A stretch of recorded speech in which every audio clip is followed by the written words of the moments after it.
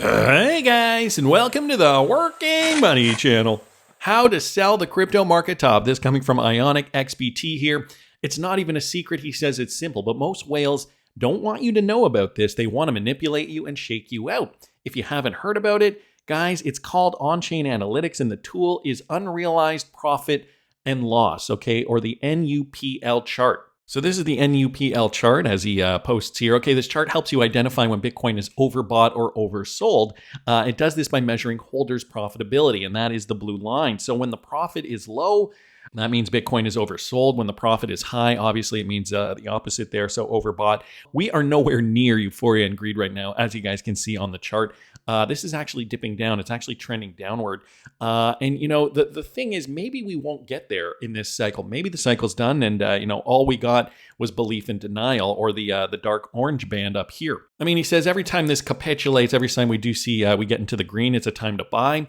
Now, here's the real secret. He says when NUPL reaches euphoria, that's a strong signal to take profits. Why? This indicates that the market is overly optimistic. Euphoria means to take profits, obviously. We have not even reached that level yet, so be patient.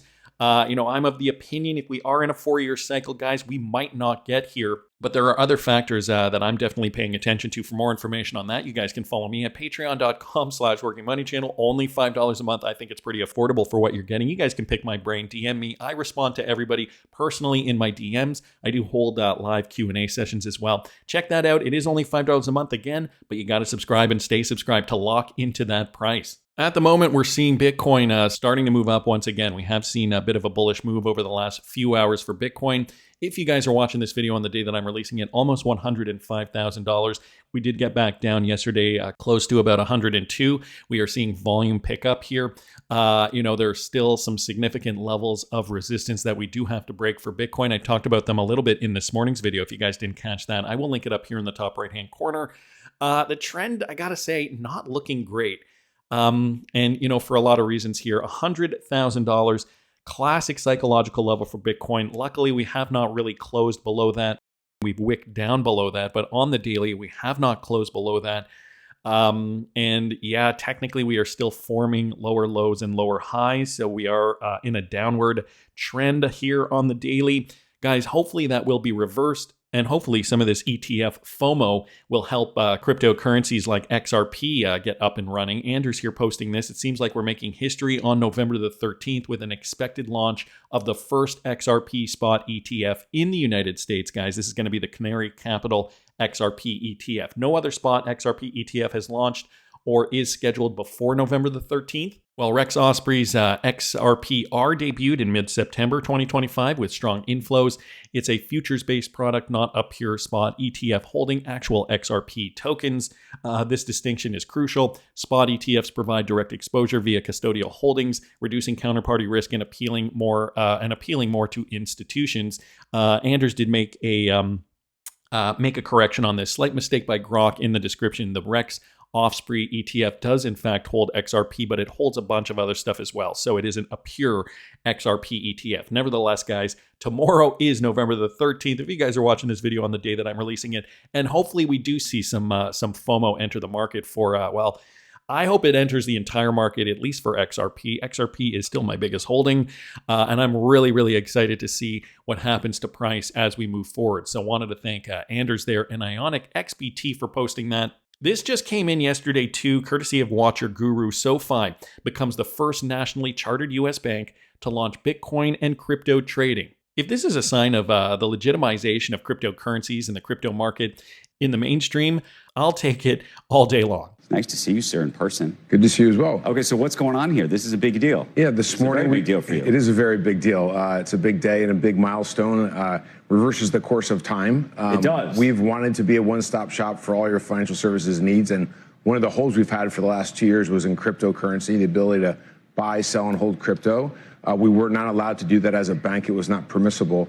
But in March of this year, the OCC came out with an interpretive letter that it's now permissible for banks like SoFi to offer cryptocurrencies. So this morning we're launching as the only national bank, the first and only national bank, the opportunity to buy, sell, and hold cryptocurrencies like Bitcoin, Ethereum, and Solana. So I was going to ask, are we just talking about 3 for now? We'll expand well beyond 3. It'll be a pretty broad assortment. We try to differentiate on being fast, having broad selection, great prices, ease of use. So we'll try to give members, SoFi members, as much selection as they would like. And what's the difference between going through you and going through Coinbase or going through Robinhood or somebody else? Yeah, there's a couple of really big differences. First, we're a nationally chartered bank, which means we have the infrastructure, the processes, the financial conditions that provides the safeguards that a consumer would expect from a bank, which is going to allow us to scale responsibly.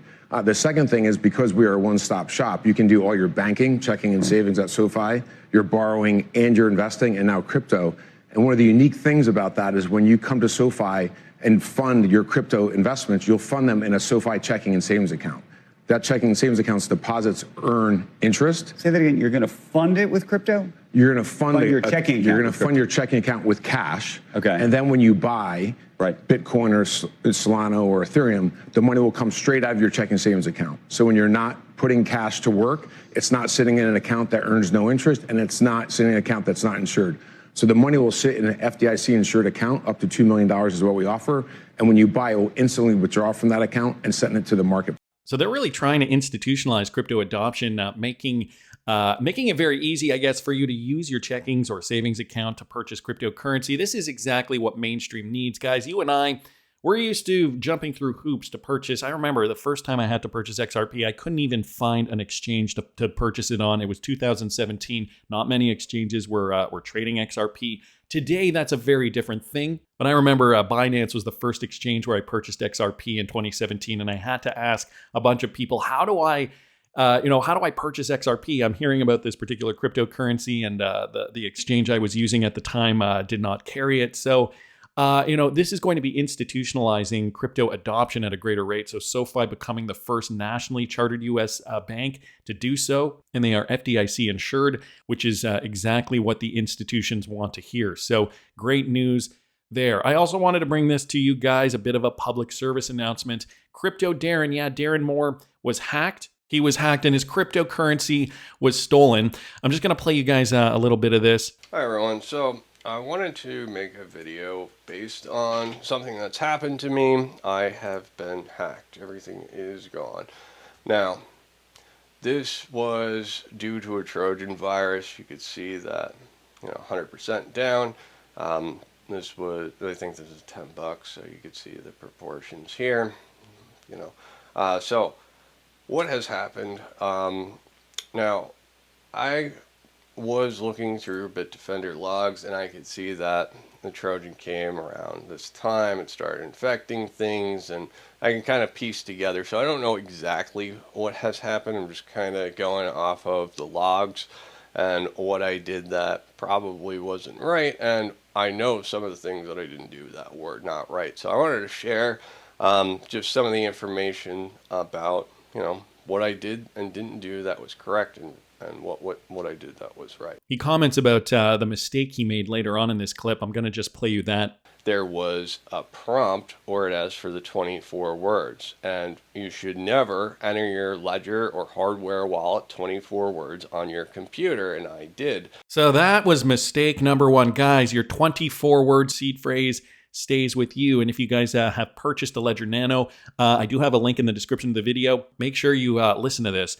very carefully. Take it from Darren. Your 24-word seed phrase is your own. Nobody should be asking you for it, not even Ledger. So, keep your cryptocurrency safe. The best thing you can do is connect it. Only use the physical Ledger when you need to make transactions. You can download Ledger Live on your phone and monitor your crypto from there. But yeah, take this as a word of caution.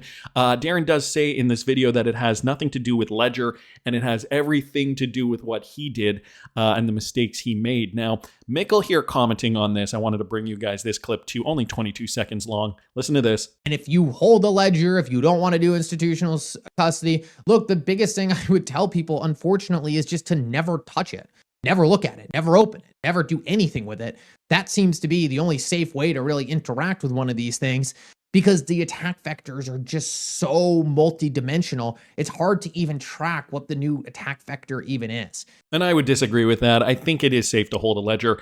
You just have to make sure you don't share your seed phrase. Don't be fooled. I know some people have been getting letters in the mail. Some people have been getting phone calls. I just got a phone call the other day. and I told the guy where to stick it. Make sure you play it safe. Make sure you don't get fooled. Make sure you don't give your seed phrase to anybody. Make sure you don't enter your seed phrase into the computer thinking that it is Ledger, guys. Just a public service announcement again. Okay, enough of that. Let's keep moving along. Riz here posting this. The sky's the limit. There is no stopping now. Apparently, Asheesh Birla just made it to the Tony Edward Thinking Crypto podcast, talking a little more about Evernorth and the ongoing accumulation of XRP. You mentioned the demand for XRP. We've seen a lot of spot ETF filings still on the table, waiting for the SEC to take action.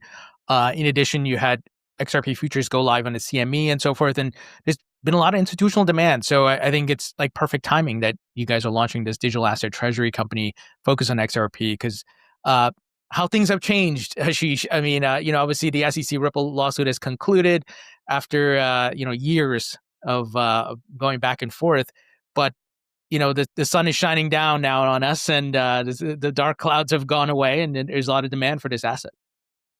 Yeah, it definitely feels like a new day, Tony. Like it definitely feels like, we started off as infants in this industry, and now we're, becoming adults. And, I'm happy to be part of the adult movement in digital assets. And part of that adult movement is getting institutions to adopt. I don't think this ecosystem, I don't think cryptocurrencies will flourish until there is broad-based adoption by institutions out there. And again, Evernorth is one tool to help get institutional adoption, making it easier to participate in the crypto economy. Making it easier to participate in this financial future that'll be built on blockchains. But there's going to be other tools that we need. We talked about regulation and the right kind of legislation, but we need more tools around there. ETFs being a great one. CME futures trading XRP, another great tool. And again, this is all part of the adult growing up process that the whole industry is now participating in. Thankfully. Yeah, for sure. Now, I read you guys are raising $1 billion to buy XRP, of course. Is that a cap, or in the future you may raise additional capital? And who are the folks who have participated so far in the capital? Yeah, that's a good question. So we'll stay active out there. We don't have any plans to stop. And so we'll, as soon as the transaction is closed, we'll again look at additional opportunities. But the idea is not to stop at $1 billion in treasury. And I'm happy, Tony, to be supported by world-class investors. And one thing that we do want to do is expand internationally. You may know that XRP is widely popular in Korea and in Japan, and having SBI, participate in Evernorth's, financing, is going to potentially help unlock those Asian markets for us as well. So that post-close transaction, looking to those kinds of expansion opportunities, is going to be a high priority for the Evernorth team. And again, we're lucky to have world-class investors from SBI, Ripple, Arrington, XRP Capital, and several others join us in this journey. So a couple of things that Asheesh Birla does say there. It's going to be the institutional adoption. We've heard it for years, but we keep hearing it now as we're seeing the setup for institutional adoption. I mean, we're getting more and more excited, but it's not going to be until the institutions come in that we see real price appreciation and price discovery for cryptocurrencies that solve real world problems like XRP. Also, he was talking about Asia and how the SBI connection with Evernorth is really helping Evernorth's bottom line. And I mean, that's obviously going to drum up more demand for XRP as well. So a great interview here. Wanted to thank Riz for pointing that out. Well, Temenos has been the backbone for banking integration for decades now. They have successfully implemented XRP adoption for many banks over the years, and now VP Bank, one of Vietnam's top 5 private commercial banks, has successfully modernized to the latest Temenos core banking system. in collaboration with Systems Limited, deploying the platform on Red Hat OpenShift. This strategic transformation reflects VP Bank's commitment to digital innovation and operational excellence, leveraging modern cloud-native technologies to enhance scalability, performance, and customer experience. So we are seeing Temenos continue their effort to implement technology to modernize the banking system in many countries around the world. They operate globally. A quote from one of VP Bank's executives says, VP Bank's modernization is not an end in itself, but the foundation for what comes next. So they're embracing open cloud native technology architectures, re-engineering their core banking platform, and building the agility and resilience needed to continually innovate and scale. Of course, as they partner with Temenos, it's going to provide them the upgrade they need to compete with other banks that are already going digital. So Ripple enabled Temenos here, just integrating another bank, this one in Vietnam. Guys, I also noticed this, NEOM to join Visa's stablecoin settlement pilot to support its cross-border payments. So NEOM is a Ripple partner along with Visa as well. This introduction of stablecoin settlement to NEOM's operation marks a significant step forward in modernizing its cross-border money movement, unlocking faster, more secure and programmable settlement capabilities. And by participating in Visa's stablecoin settlement, NEOM will harness supported stablecoins, including Circle's USDC, as a digital settlement rail with Visa. So USDC, obviously one of the big ones. RLUSD, I know we haven't heard too much in terms of partnerships with regards to utilization of RLUSD recently, but that is going to be, the RLUSD, Ripple's even said it's focused for institutional grade adoption. Here we have USDC that is more retail facing, and we know NEOM is a retail facing platform.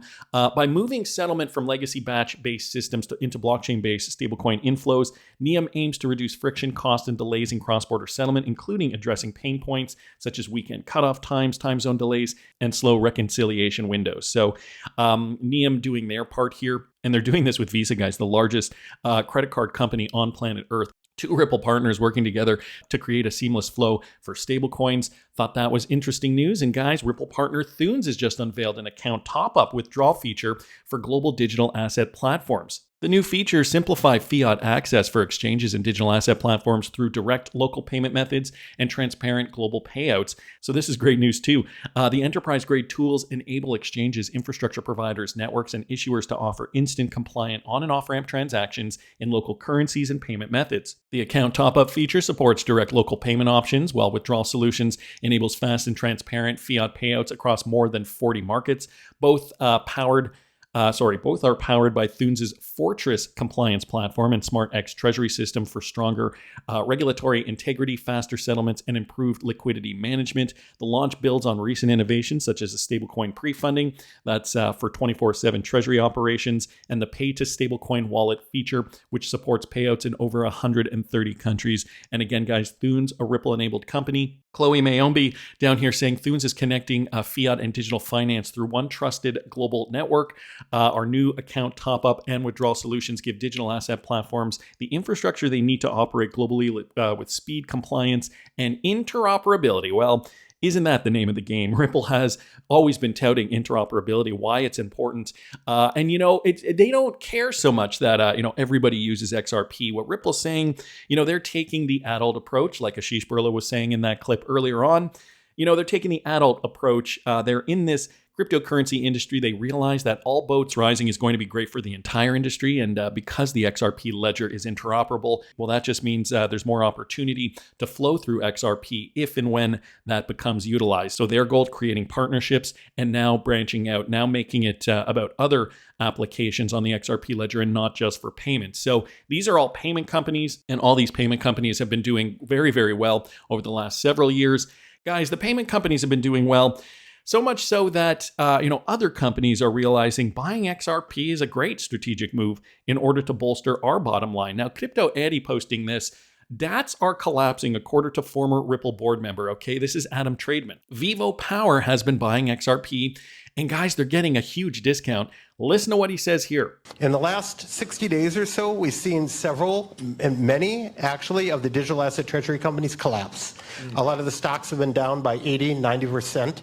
This is reminiscent of what we saw in the early 2000s when hedge funds went public as entities that were publicly traded, basically like a venture capital company going public, right? And initially they traded at much higher to their net asset value, and eventually they collapsed completely, and those companies are not publicly traded anymore. To be totally honest, the same thing is happening with DAT companies right now.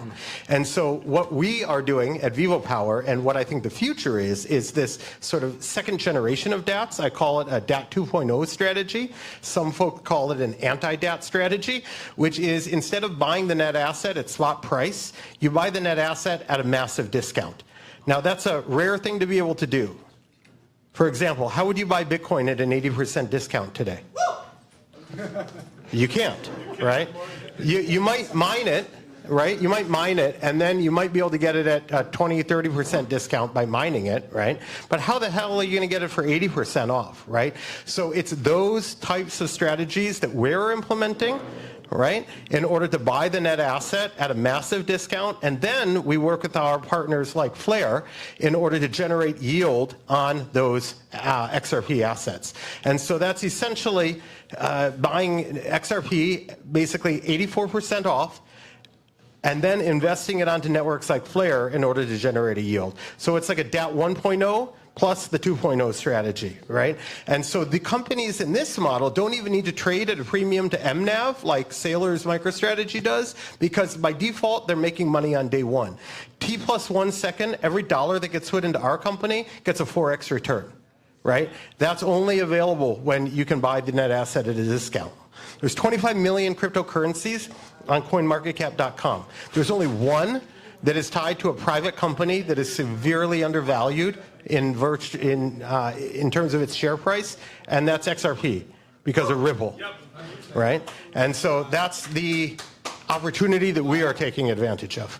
With the new Ripple $40 billion valuation, the XRP discount is effectively 59% off, says Crypto Eddie here. Vivopower has a strategy. They've explained it here, and I think a lot of these companies are realizing XRP, even if you buy it today, still very undervalued. But guys, when they get it at a discount, they're steps ahead of the game. And these are companies, right? They're accumulating for the long term. Vivopower just being one of them. And so that was Adam Tradesman. He used to be on Ripple's former Ripple board member. Anyway, that's what Vivopower is doing. For more information on where I see the market going in this speculative bull run, because yeah, guys, we're still trading in spec, you guys can follow me at patreon.com/workingmoneychannel. And if you guys are interested, mosey on down to the Working Money Channel merch store to help support the channel. Thanks to everybody who has been purchasing Working Money Channel merch. Link is in the description of the video. That's just my opinion, but I want to hear what you guys think. Please subscribe to the channel if you haven't already. Like the video if you like the content I'm providing. I always love hearing your comments. See you in the next one, guys.